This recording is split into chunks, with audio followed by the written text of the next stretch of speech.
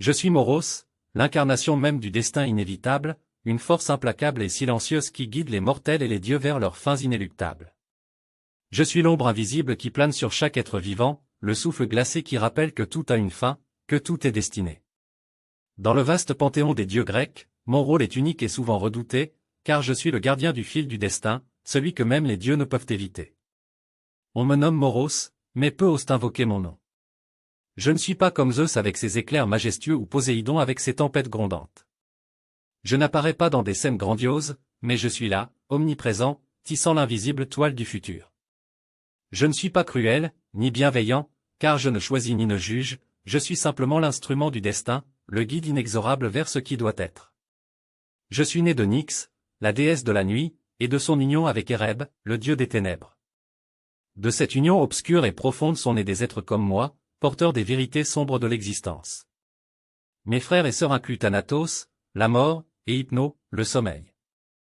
Nous sommes tous des aspects de la condition mortelle, chacun portant une facette de la finitude humaine. Mais contrairement à Thanatos, je ne prends pas les âmes, et contrairement à Hypno, je ne leur offre pas de répit. Moi, je montre la voie, un chemin que nul ne peut dévier. Mon essence est insaisissable. Les poètes grecs me décrivent rarement, et pourtant, ils me reconnaissent dans chaque tragédie.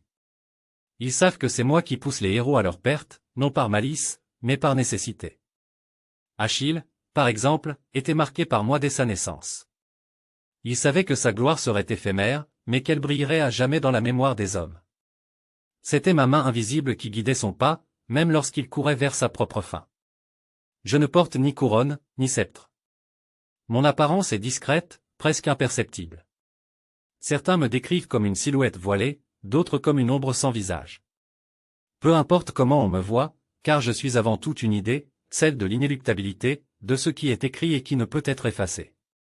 Mais si vous pensez que je suis une malédiction, vous vous trompez. Je suis une vérité essentielle, un équilibre dans le chaos de l'univers. Sans moi, il n'y aurait ni ordre, ni structure.